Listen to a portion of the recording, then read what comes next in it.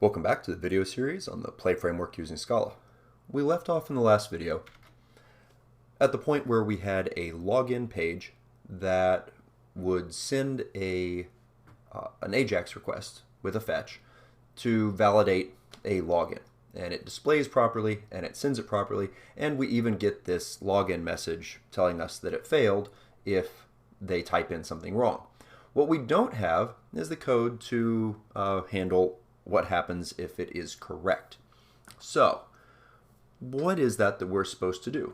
Now, in the earlier code, we would basically just kind of reach across and change things in the page by getting those elements and altering their visibility, potentially altering their contents. That is not how we're going to do things in React. A React application is much more hierarchical. So we have elements that display themselves, and based upon their state, they might change how they display themselves. But as a general rule, your components are very loosely coupled. So this component here, our login component, isn't in many ways really going to know about the other components that it's supposed to work with. And that loose coupling is part of what makes these things potentially more reusable.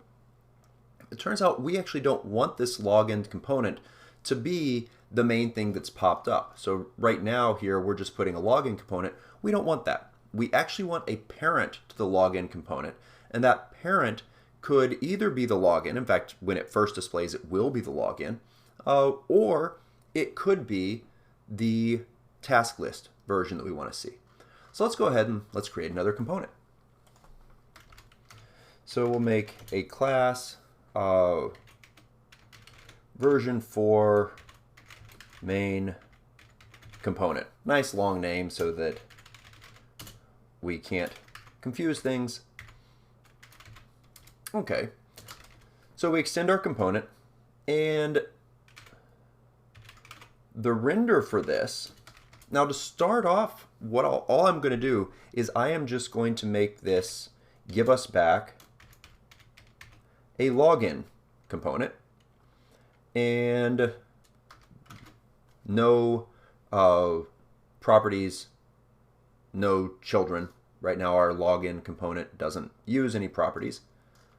And we can come down here, and instead of this being the login component, this is going to be our version 4 main component. Okay. So what would happen if we load that in? We can see where my typos are. Nothing was returned from, oh, and I did it again. So used to Scala where things just return by default.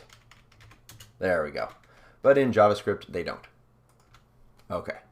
At least the error message here is nice and understandable. So, I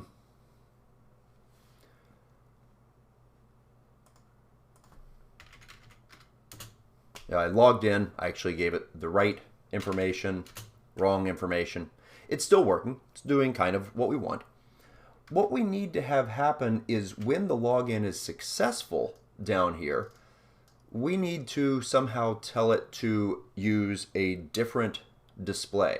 So I'm actually going to go ahead and I'm going to make yet another component in here. This will be the task list component.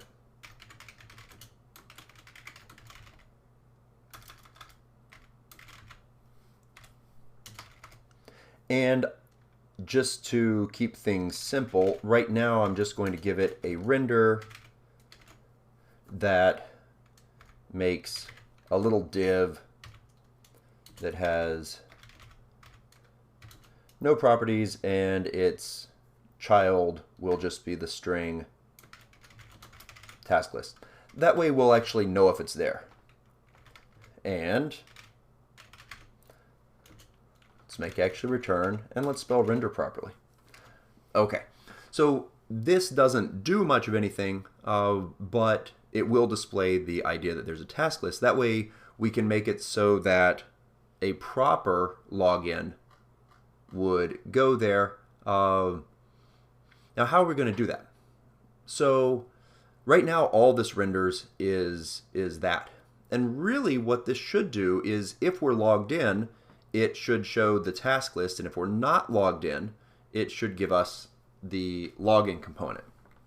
Well, that is a change, right? As we're going through and running the program, logging in is effectively changing the state of our application. That state is going to be whether or not we're logged in. So a constructor that takes props, calls super of props, and then has a this dot state equal logged in will start off as false. And one way we could make our render method is we say if we are logged in, so if this dot state dot logged in, then I want to return a CE of a task list component, else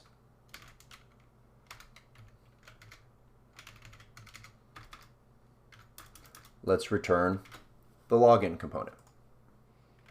Okay, that all looks fine, but how would this state get changed? Okay, we need that to happen down here. Now, as we just said though, these two components aren't strongly coupled. The login component really doesn't have the ability to run up and look at its parent. That's not how we want to do things. We want to keep these loosely coupled. And the primary way that that is done is to pass into your children functions that they can call.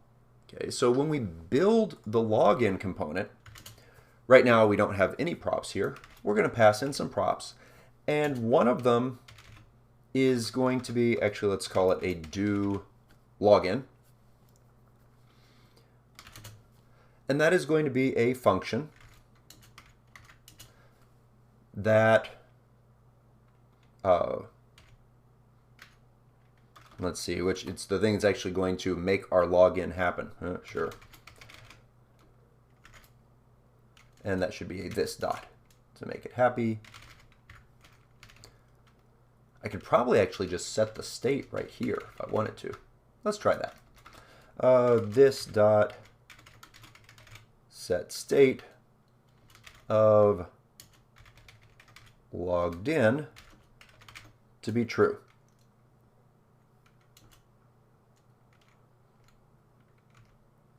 Okay. Now that is going to be part of the logins component's props. So inside of the login component, we will be able to say down here, this dot props dot do login. And when we call that function, it will be invoking this code up here, which sets the state and sets login to true. That should, by changing the state, cause this to re-render, and because we're logged in, we should see a task list. Yeah. It's a nice idea. Let's see what actually happens there.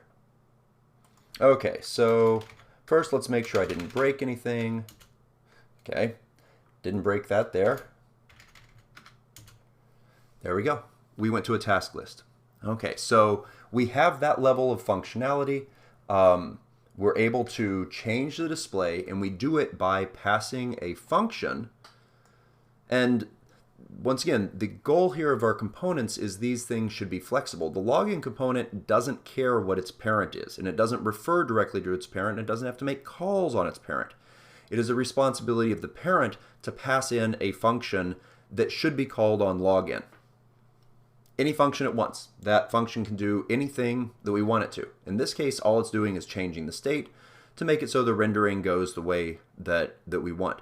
But because of the generality of this and kind of the one-way direction here, we have a very loose coupling between these components, and this login component could potentially have been joined with many other types of things. So in the next video, we'll come back and either play with our create user because that is another functionality. I'd probably actually rather do our task list and make it so that this component down here actually displays our tasks instead of just having a task list. Also, having a log out button would be a fairly simple thing for us to add.